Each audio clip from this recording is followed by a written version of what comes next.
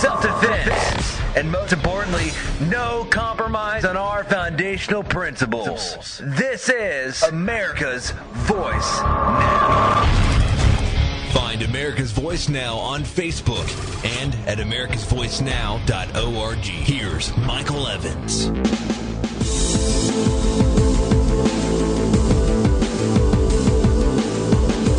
Good morning, America. You're listening to America's Voice Now. My name is Michael Evans. I'll be your host this morning. I'm your host every morning.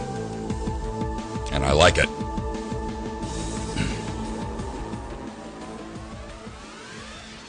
We'll be joined about quarter after the hour by Vince Finelli from USA Prepares. I want to have an opportunity to chat with him and let our folks listen to kind of an update on what transpired with the USA Prepares event that occurred up in Lebanon this past weekend. And I also want to share a little bit about the views of our conjoined efforts as radio hosts to try to create the tip of the spear, if you will. Because what we have going on right now is so blatant, so obvious, so outside the realm of reality for a nation that is based on the rule of law, founded upon liberty and freedom, that it's hard for the average American to understand exactly how far down the rabbit hole we've already fallen. You know, there's a couple of news stories I posted up on our Facebook page today, and I encourage you to please make sure that you get over there and take a look at these. Even if you're not a Facebook member, you can still see all these stories. You can still click on them. You can still review them. You can still read them. This is the stuff that is pertinent, that is appropriate, that is proof of the betrayal of America, day in and day out. I post up stories all day, every day. I post stuff up on our Facebook or on our regular website, americasvoicenow.org. You know, it's so important that you see and understand the depth of the betrayal that we are experiencing. And story out this morning about how Obama and McCain have conjoined forces. White House representative says, "We've been looking literally for years for someone we can cut deals with, and finally someone has stepped up." West Wing aides say they now talk with McCain every day, or roughly every other day, excuse me. You know, you just have to ask yourself, what exactly was John McCain's price for treason? Was it money? Was it power? Was it at the seat at the table of tyranny that's rising from the ashes of liberty as a deadly phoenix? Or was it just a promise that he could keep some secret in the closet? I got to ask you, and you got to ask yourself, what exactly is John McCain and Lindsey Graham's price for treason? What was Jeff Flake's price for treason? Treason to their states that they represent? Treason to their oath of office? Just flat out betrayal. Ask yourself, why are these people who allegedly represent the conservative American ideal shackling themselves to an obvious tyrant, an unqualified, illegal tyrant? Ask yourself. If you can come up with a better answer, then something has caused them to be compromised. I want to hear it.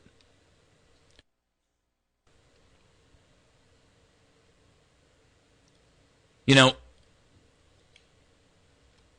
the NSA comes out under a Freedom of Information Act and says it can't even search its own emails. Now, there was a Freedom of Information Act filed to request information about their communication with National Geographic magazine. National Geographic did this glowing documentary on them. And as a part of this Freedom of Information Act, they asked for the emails of the people who had communicated with National Geographic so that they could identify exactly how far down the depths of the public relation effort this went. In other words, they wanted to better understand the agency's public relations efforts. The NSA comes back and says, there's no central method to search an email at this time with the way our records are set up, unfortunately. The system is a little antiquated and archaic. Yet they can tell you what you had for dinner, what you posted on Facebook, what you discussed with your best friend, what internet searches you could do. And there is a requirement in the law that says that every email by every federal employee in an official capacity must be kept for accountability purposes. And yet you have the NSA who says, we can't search our own emails. You have to be specific and tell us which of the 30,000 employees we have that you want to know about. Really? It's just baffling, says Mark Karamaneka of the Reporters Committee for Freedom of the Press. Baffling? He goes on to say, this is an agency that's charged with monitoring millions of communications globally, and they can't even track their own internal communications in response to a Freedom of Information Act request. Well, I have a better word for that. I have a better word for that. It's called a lie. And it's time that the American people stood up and said, John McCain, Lindsey Graham, Flake, Boehner, Schumer, Pelosi, Reid, Obama, we're tired of the lies. We're tired of the corruption. We're tired of the tyranny that you are instituting on America and shoving down our throats every day. NSA, we're sick and tired of it. Disband it. Shut it down. Delete it. We will not have dossiers built on every single American. Yet they came out the other day and said they're going to continue to do this metadata searching of your phone calls. In open violation of your Fourth Amendment right. In blatant violation of your right to be secure in your houses, your persons, your effects. And if you don't consider your cell phone one of your effects,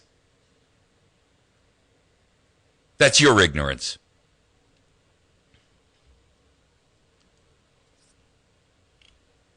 Representative Steve King came out and said about immigration, and he's getting all kinds of flack for this. How is it that truth becomes treason? Well, it occurs when you live in an empire of lies. This is what he said about young illegal immigrants and drug mules. They aren't all valedictorians. They weren't all brought in by their parents. For everyone who's a valedictorian, there's another 100 out of that weigh 130 pounds, and they've got calves the size of cantaloupes because they're hauling 75 pounds of marijuana across the desert. Those people would be legalized with the same act. Now, there's a guy who speaks truth, and he's lambasted for it. But the NSA, Chuck Schumer, Senator McCain, Flake, Boehner, Lindsey Liver Lips Graham, they all lie to you day in and day out, and no one utters a sound. I ask you, America, how long will you wait? How long will it take for you to rise up and say, we have had enough? As promised, we're going to be joined this morning Vince Finelli, who runs USA Prepares, is a syndicated radio host. He's based out of Springfield. His show is on a number of stations around the country. He held the USA Prepares event this weekend, or past weekend, I should say. I attended that. We had a couple of opportunities to meet with some other radio folks. And in addition to that, there were a number of speakers out there that were very powerful. I wanted you folks to get an update. Vince is going to join us for the next half hour or so, and then he's got his own show to do that kicks off at 9 o'clock. So without further ado, I'm going to bring him on. Good morning, Vince. How are you? I hear the passion in your voice. It's great. It's great. You know, you don't hear it all the time. It's awesome. You don't hear what all the time? The passion that in your broadcast, you are so passionate, but you don't hear it everywhere. You know, it's absent in most places. It's completely absent in places like the mainstream Ministry of Propaganda.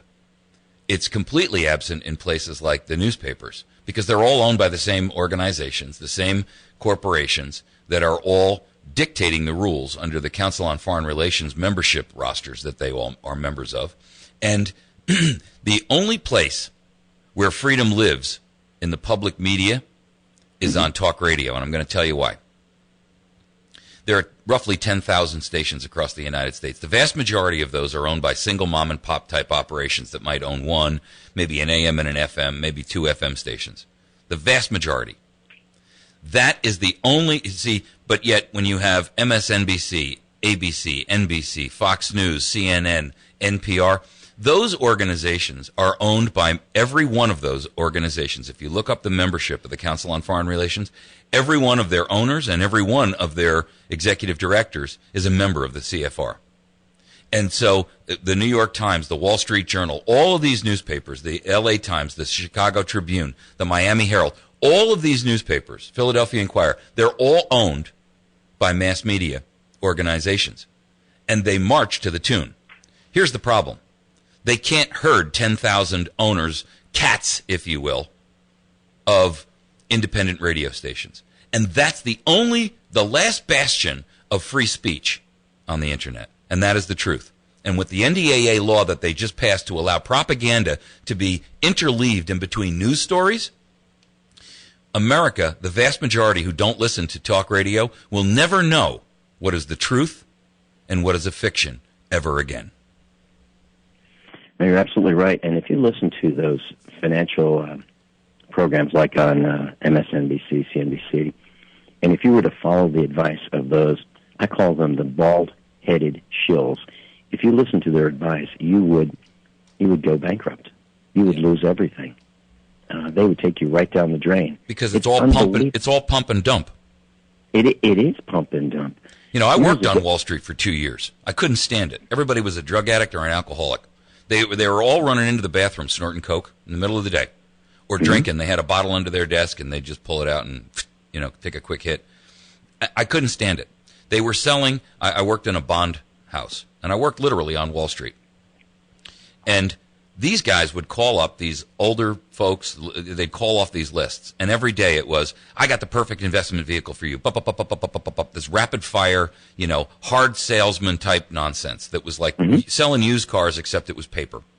Right. And the truth is that every single one of those people said, I've got the perfect investment vehicle for you. But they knew absolutely nothing about the person they were calling. They didn't know what their financial status was. They didn't know how many kids they had. Were they retired? Did they work? How much income did they have? What were their retirement goals? When did they want to retire? Where did they want to retire? What were their needs to be met?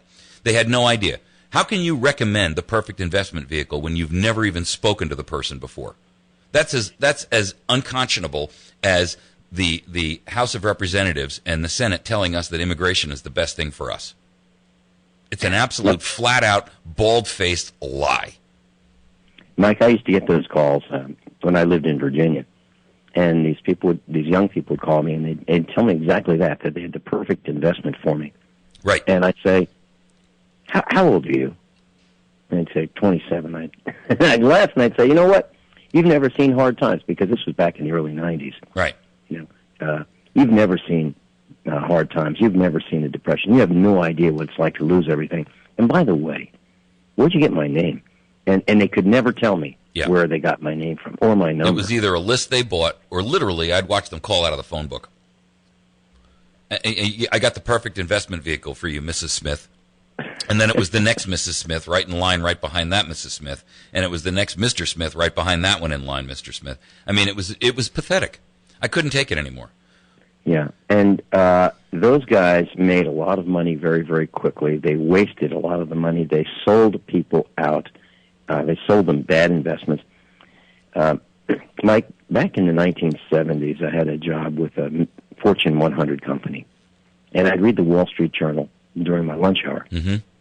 And I used to gamble, if you will. I majored in finance and economics. And that is exactly what Wall Street is. It's a gambling game. So I would gamble on penny stocks. And so I'd read the Wall Street Journal, make my decisions, talk to my broker. And my broker would often call me, and I remember one day very clearly. This was like 1976, 77. He said, "Hey, Vinny, I've got the perfect stock for you. Houston Oil. It's going to go up. I guarantee it's going to go up." Well, I said, I don't know anything about Houston Oil. And I said, I want to do some research. He said, "No, you got to get it right now because it's going to go up." Well, sure enough, I did not buy it, but sure enough, it went up the next day. It really did. And then it collapsed the day after. For about 36 hours, right? That's exactly right. Right. You know what that's called? That's called Pump and dump. And that is the oldest scam in the book. What happens is they get out there, they push this thing really heavily, they get it to go from 39 cents to $2.49. The guy who bought 1 million shares at 39 cents dumps them at $2.25, and the following day it collapses back down to 12 cents, and everybody who got caught is left holding the bag. There used to be a statement that those guys would say to me all the time. You have to understand how this works, and this was their phrase. For every person who wins, somebody else loses. There is no way that I can win and you can't lose, or vice versa. If I'm winning, if I'm making money, somebody else is losing money, because it's the same pot of money. It just keeps getting moved around. Mm-hmm. And when now you have program trading and you have these massive investment funds that trade in the hundreds of millions of dollars, there's no way that the individual investor can keep up. The individual investor in Wall Street and in bond purchasing and that kind of thing, that investor, and frankly, it has to do with precious metals as well, that investor has about as much insight into the marketplace as you do into the inner workings of Congress and what goes on behind closed doors and smoke-filled rooms. I mean, you have absolutely no idea. And all of this stuff is done behind the table. These the Facebook, when they brought out the Facebook IPO, all these people bought into it. They didn't care what the cost. They knew it was going to be the next Google. Boom. What is it, 20 some odd dollars a share? They bought in at 35. They lost their shirt. They sunk their entire life savings into it. All of this is designed as one thing. It is a sponge to draw the resources out of the last vestige of freedom and the last vestige of global wealth on the planet. And every ounce of American gold, silver, treasure is being sucked away from this country. We're buying oil from foreigners at a rate of $100 to $110 a barrel, or whatever the heck it is, on a day in and day out price. And yet we refuse to drill our own. We have a 500-year supply, and we're helping to prop up the petrodollar for the exclusive cause that if the petrodollar collapses, the United States dollar collapses. And what we do is drill our own oil and sell it at $80 or $90 a barrel, and then buy it at $100 or $110 a barrel. Now, what that is a massive wealth shift that is coming from the United States and going into foreign countries. We have zero manufacturing done in our nation anymore. We're a nation of service people. All we're doing is pushing around the paper for other people. There's no manufacturing, and a country without manufacturing is a nation of enslaved subjects. That's the simple truth, folks. And that's right. That's where we live now. We live in a police state where you are, they just haven't made a formal public edict that you will show up for work and you will not quit, because you don't have that option, and anyone who quits will be taken out and drawn and quartered in the public square. But that's only the next step. I mean, they haven't made it that a public statement yet, but they will. You watch. I mean, this is at the point now where the treason is so blatant and so open that you got guys out there like McCain who are negotiating with the Obama administration one-on-one on a day-in and day-out basis. That, ladies and gentlemen, is a flat-out blatant... I don't know what his price was. I don't know what kind of secrets he's got. I don't know whether he's been promised a seat at the table of the phoenix of tyranny that rises from the ashes of liberty. But I can tell you this. Somebody somehow got to that man. Somebody somehow got to Lindsey Graham. Somebody somehow got to John Boehner. How is it John Boehner has the unmitigated gall to sit there and say he cannot act because to act would complicate his job? He is the leader of he's the Speaker of the House. What are you talking about? I mean, it's just unconscionable to me. It is so far out. I mean, look, the most ignorant, uneducated person could look at the statements that come out of their mouths and know and smell the BS across the TV wires. I mean, it's just, there's no plausible explanation for it. And, you know, Occam's razor says that, you know, the theory that you come up with that has the least mechanisms to it, right, and the least assumptions is the right one. Well, I don't have to make a lot of assumptions. Somebody's clearly gotten to these people. And I'm willing to bet you money that it's the NSA who can't read its own email but can tell you exactly who you had a discussion with last night. And the contents of it, I might add. Wouldn't you say that it's all based on individual greed? Well, it's individual greed, but it's also ideology. You know, these people, however blindly they follow, and look, it's human nature that people never want to admit they're wrong, which is why we have ideology in the first place. If people would just simply recognize the truth for what it is, and then say, you know what, you're right, I've been a Democrat or I've been a Republican for all these years, and it's clear and obvious to me that I've been being lied to, and for 10 or 15 years, all those, you know, political party rallies I went to and all these people that I tried to enlist to join the Republican Party or the Democratic Party, I was wrong. They won't do it because they are unwilling to admit to themselves that they have the weakness of being wrong, much less admit it publicly. And that is the demise of our entire planet. Yeah, that and Bread Circuses, so they watch games on the weekend. Look at sports games. I mean, cities are spending hundreds of millions of dollars on stadiums that can't pay, that you know, use hot dogs as revenue. And you got to be kidding me. The simple truth of the matter is that the ultimate reality of this thing is no different than what we saw in ancient Rome. They are keeping the people occupied. Professional sports keeps a bunch of males who are loaded up with testosterone to do anything and everything but revolt against a government that has abdicated into complete tyranny. And that's the simple reality of it. Nothing else explains it. When you said hot dogs is revenue, you're absolutely right, and I can drive that nail home. I'll tell you why. Well, we're going to take a break. When we come back from this break, I want to hear you tell me this. We're going to take a quick break. This is Vince Finelli. He has a show out there, runs out of Springfield, and he's syndicated across the country on a number of different stations. It's usaprepares.com. Folks, we're going to take a quick break. We'll be right back.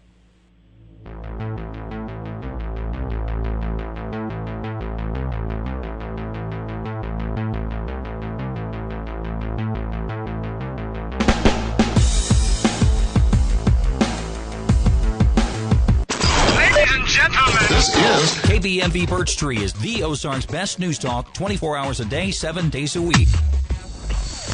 Most of us will agree that a toothbrush and toothpaste are very low-cost items when compared to major dental repair work. We just know that it's much less painful to maintain with good dental hygiene and checkups than let things go and see what happens. The same is true with vehicle maintenance. Following recommended fluid maintenance schedules and replacing filters before a problem develops is much more cost-efficient than dealing with a transmission or engine breakdown. Stop by